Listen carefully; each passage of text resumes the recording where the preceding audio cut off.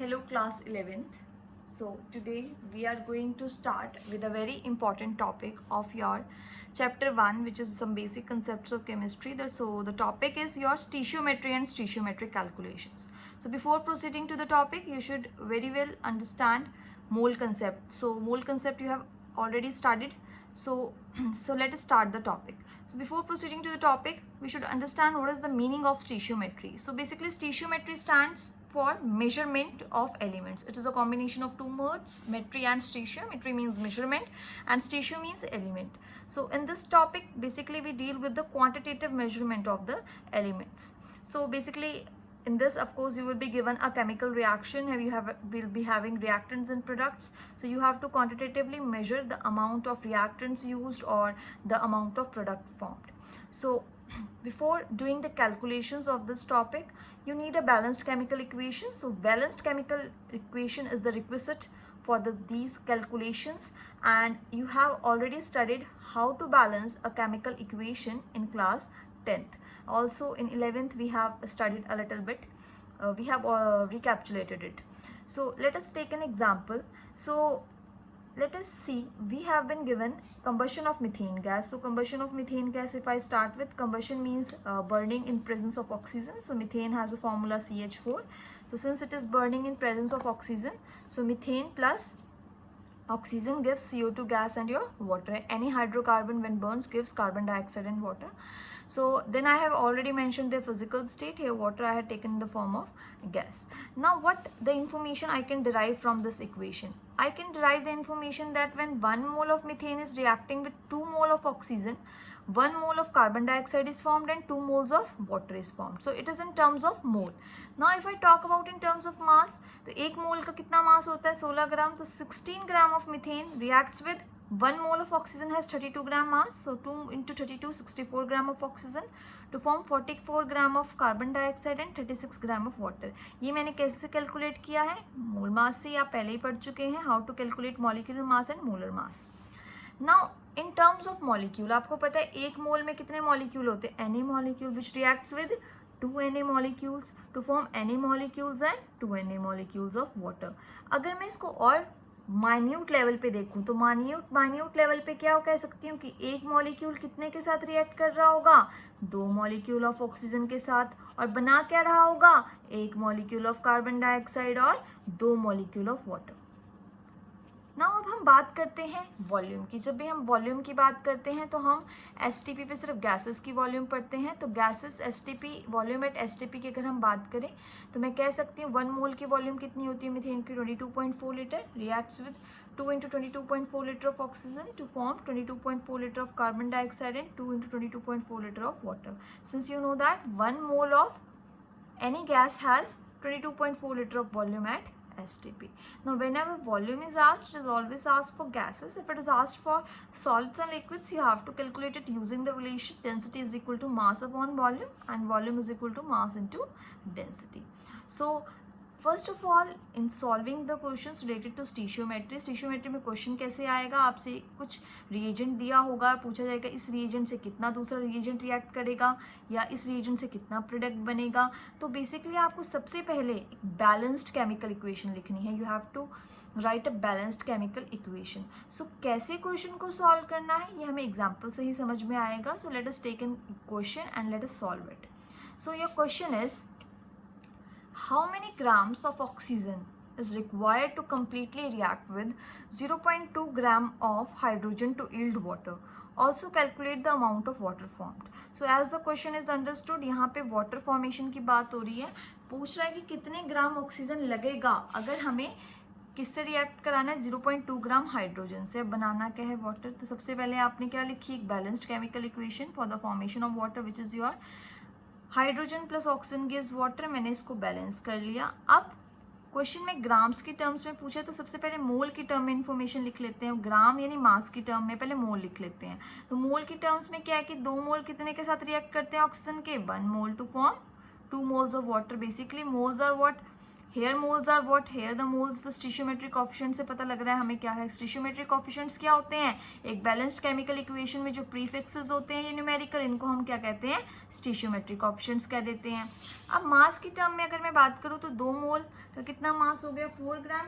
4 gram reacts with 32 gram of, reacts with what, 32 gram moles. 2 moles का 4 ग्राम मास होता है, 1 mole का इसके कितना होता है, 32 ग्राम, एंड 2 मोल ऑफ वाटर का कितना हो गया, 36 ग्राम। तो मैं कह सकती हूँ कि 4 ग्राम हाइड्रोजन 32 ग्राम ऑक्सीजन के साथ रिएक्ट करता है और कितना पानी बनाता है, 36 ग्राम। तो ये तो इन्फॉर्मेशन मुझे इक्वेशन से मिल गई।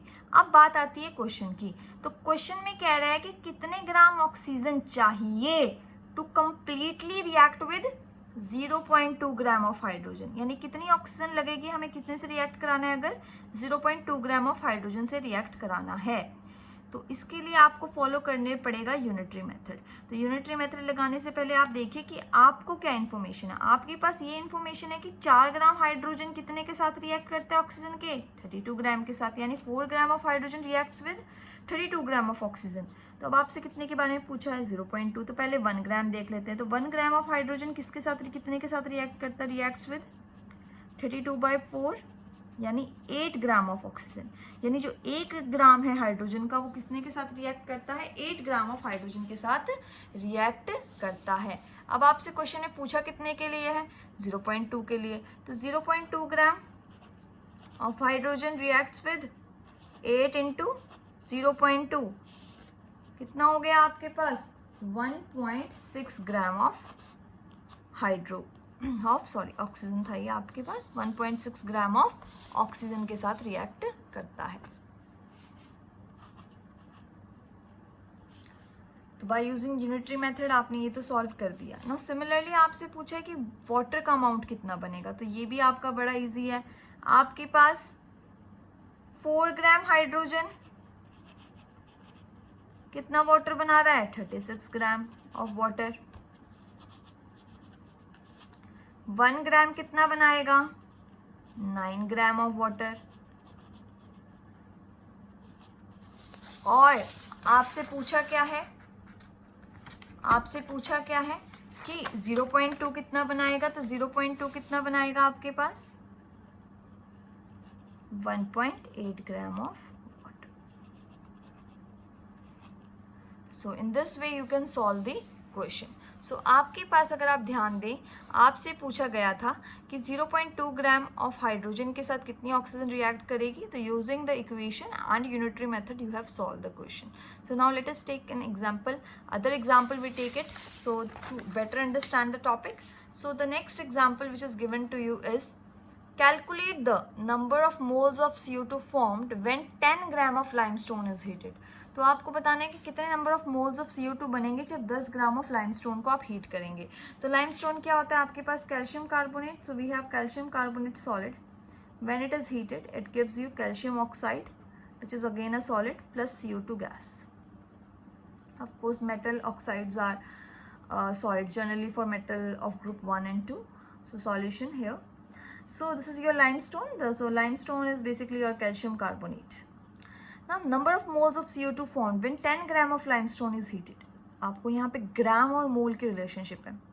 तो आप सबसे पहले क्या करें, आप मोल्स की टर्म में लिखें. मोल की टर्म्स में आपने इक्वेशन तो बैलेंस्ड है कि 1 mole of calcium carbonate reacts with what when it is heated to form 1 mole of calcium oxide and 1 mole of carbon dioxide. Now in terms of mass अगर आपको बात करनी है बेटा, तो मास की टर्म्स में कैल्शियम कार्बोनेट, कैल्शियम का मास होता है आपके पास 40 ग्राम, 1 मोल का mass. Carbon you have 12 and cis you have 48. So it comes out to be your 100 gram.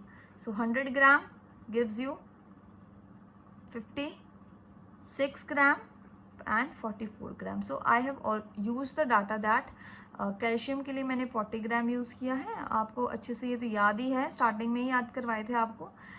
Carbon के लिए 12 है, ऑक्सीजन का 16 ग्राम है. इसको यूज़ करके मैंने सबके मोलर मास कैलकुलेट किए हैं.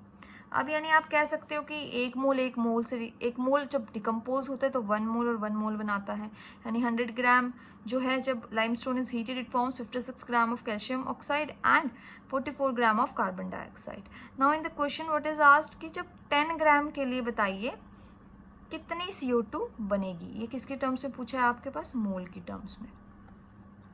तो आप क्या कह सकते हो 100 ग्राम 1 मोल gives how much CO2।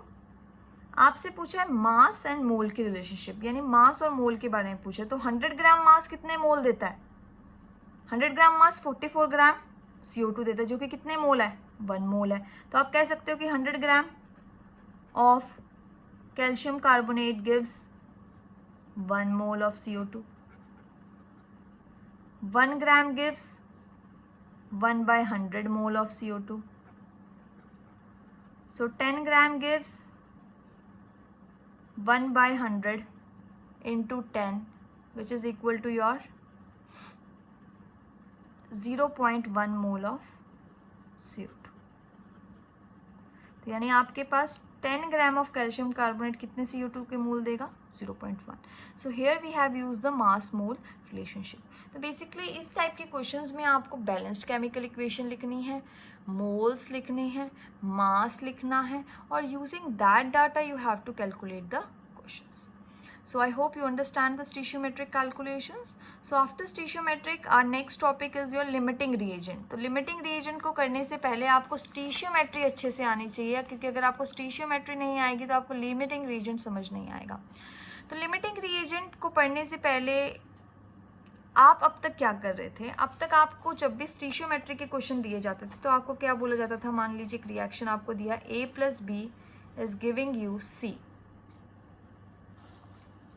A + B is giving you C। तो आपको बोला गया कि बताइए अगर 1 मोल A का है तो कितने मोल C के बनेंगे, या 1 मोल A का है तो B के कितने मोल रिक्वायर्ड होंगे। यानी आपको अगर रिएक्टेंट 2 हैं तो इन्फॉर्मेशन सिर्फ एक के बारे में ही गिवन है और आप स्टिशियोमेट्री लगा देते हैं। लेकिन लिमिटिंग रिएजेंट में क्या होता है, यानी कि अगर आपके पास क्वेश्चन क्या हो जाए, आपको A और B दोनों गिवन है। लेट अस सपोज आपको बोले 2 मोल A के हैं, 5 मोल B के हैं और C बताएं। यानी आपको बोले कि लेट अस सपोज कि 2 मोल आपको A के गिवन है, 5 मोल आपको B के गिवन है, आपको C के मोल बताने हैं। अब आप स्टिशियोमेट्री कैसे लगा सकते हैं, क्योंकि अगर आप देखें तो 1 गिव्स 1, 2 गिव्स 2, ये तो आप स्टिशियोमेट्री यहाँ नहीं लगा सकते। यहाँ आपके पास आपको ये पता होना हो चाहिए कि लिमिटिंग रिएजेंट कौन सा है, क्योंकि आपके पास प्रोडक्ट का जो अमाउंट है वो लिमिटिंग रिएजेंट पे डिपेंड करता है। तो बेसिकली बच्चे कहाँ कंफ्यूज होते हैं, दे डोंट अंडरस्टैंड कि the question belongs to which category, whether it is stoichiometry और limiting reagent. So students, whenever the data of both the reactants are given, so you have to calculate first which is the limiting reagent, and if it is given only for one, then go for the stoichiometric calculations. So let us start with the limiting reagent. So what is limiting reagent? So a limiting reagent क्या होता है, a reactant which gets completely consumed during the reaction।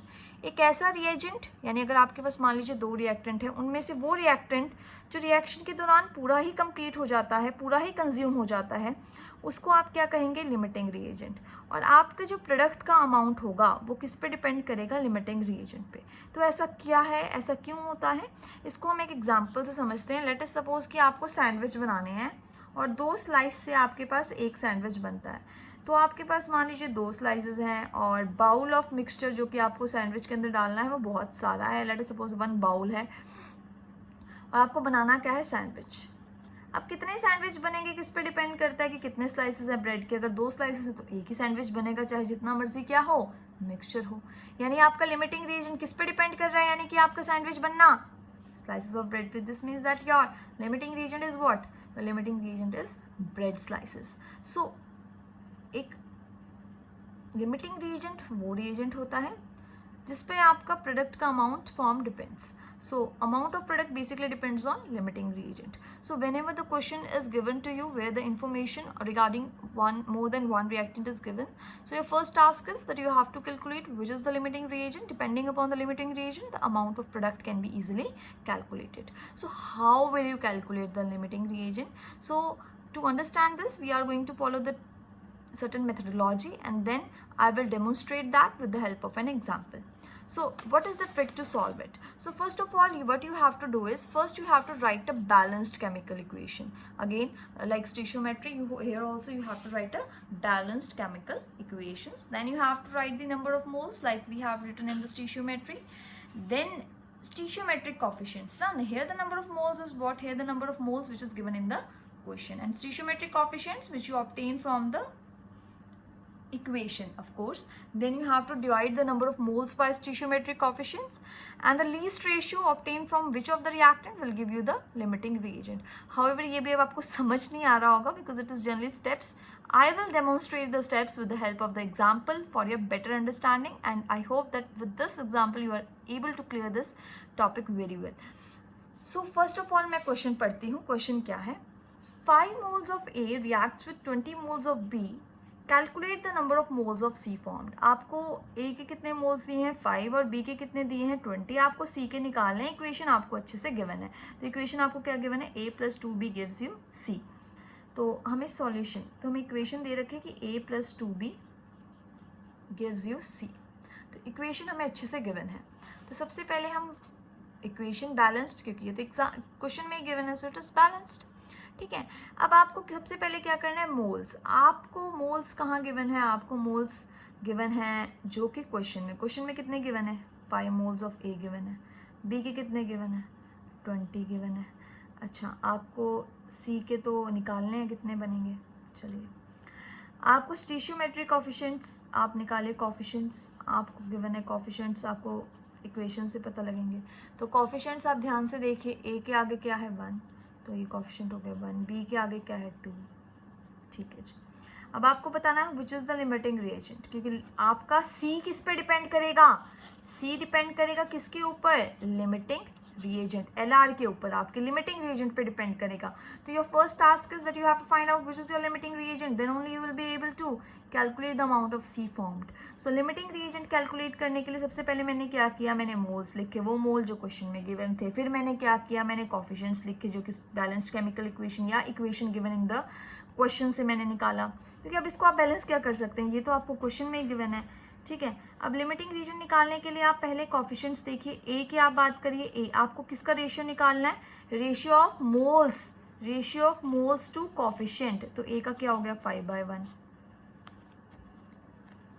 B का क्या हो गया आपका? 20/2. ये कितना आ गया? 5. ये कितना आ गया? 10. तो जिसका कम आएगा ratio, that is your limiting reagent. So which is your limiting reagent? A. A is your limiting reagent. तो आपका limiting reagent कौन सा हुआ? A. So A is your limiting reagent. तो अब आपका जो प्रोडक्ट अमाउंट ऑफ C है वो किस पे डिपेंड करेगा? A पर. तो अमाउंट ऑफ C, अब आपको सिंपली स्टीशियोमेट्री निकालनी है, यानी A पे डिपेंड करेगा आपका C का अमाउंट. तो इक्वेशन के अकॉर्डिंग आपका 1 मोल ऑफ A कितना बनाता है? 1 मोल ऑफ A कितने मोल ऑफ C बनाता है? 1 mole of A forms 1 mole of C. ठीक है. क्वेश्चन में कितने मोल गिवन है? 5. तो 5 मोल कितने बनाएगा? 5 मोल ऑफ सी. अरे भाई, बी का तो लेना देना ही नहीं है ना. बी का क्यों लेना देना नहीं? क्योंकि बी लिमिटिंग रीजेंट नहीं है. जो लिमिटिंग रीजेंट होगा वो कौन है आपका? बी का तो लेना देना नहीं है ना. जो आपका लिमिटिंग रीजेंट कौन है? आपका लिमिटिंग रीजेंट कौन है? आपका ए लिमिटिंग रीजेंट है. तो ए पे ही आपका सी का अमाउंट डिपेंड करेगा. तो I hope you understand this. आपके पास इसको बेटर अंडरस्टैंडिंग के लिए let us do another question. So your next question is, how much magnesium sulphide can be obtained from 2 gram of magnesium and 2 gram of sulphur by the reaction. So आपसे limiting reagent पूछा है and you have to calculate the amount of reactant which remain unreacted. तो let us again understand क्या बोला है आपको. तो solution करते हैं, पहले लिख लेते हैं. इक्वेशन क्या दी है भाई? So now you can balance this equation, of course. Mg plus S gives you MgS. So magnesium plus sulfur gives you magnesium sulfide. तो ये इक्वेशन आपको समझ में आ रही है. बैलेंस्ड है ऑफ कोर्स. आपको अब क्या बोला है? ये मास की टर्म्स में है. ठीक है जी. ओके. तो आप सबसे पहले क्या करें? आपको सबसे पहले निकालने पड़ेंगे मोल्स. तो मोल्स हम निकाल लेते हैं मैग्नीशियम के. Moles of magnesium is given mass by molar मास, तो 2/24. तो आपके मोल्स कितने आ गए मैग्नीशियम के? 0.0833। सिमिलरली मोल्स निकाल लीजिए सल्फर के कितने आ गए हैं 2/32, 32 मोलर मास होता है इसका, तो ये कितने आ गए आपके पास 0.0625 मोल। तो जो इक्वेशन में मास दिया था उससे आपने मोल निकाल लिए, ठीक है जी, मोल आपने निकाल लिए। मोल कितने हैं यहाँ पे 0.0833, इसके कितने हैं 0.0625।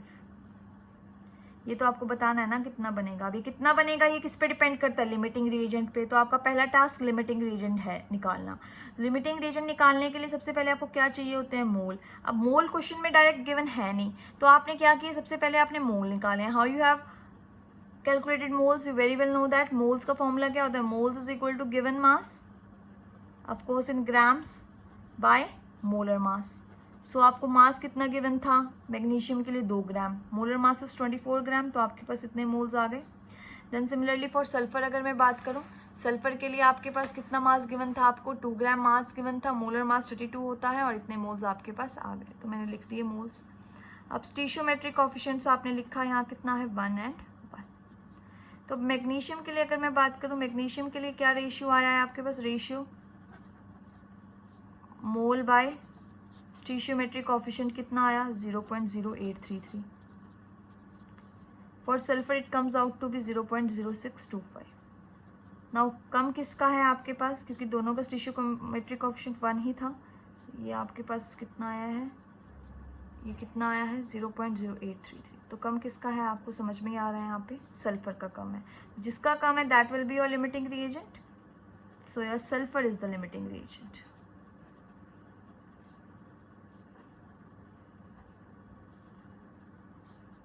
तो अब ये बात समझ में आई है आपको लिमिटिंग रिएजेंट कैसे निकालना है।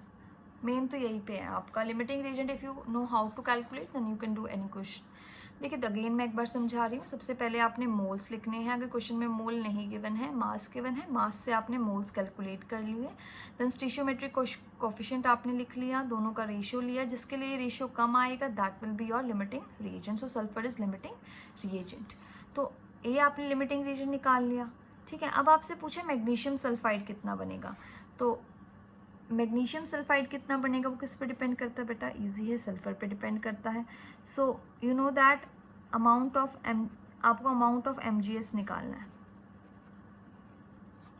इक्वेशन से आपको क्या इन्फॉर्मेशन मिलती है, इक्वेशन क्या कहती है, इक्वेशन ये कहती है भाई कि 1 mole of magnesium reacts with 1 mole of sulphur to form 1 mole of magnesium sulphide.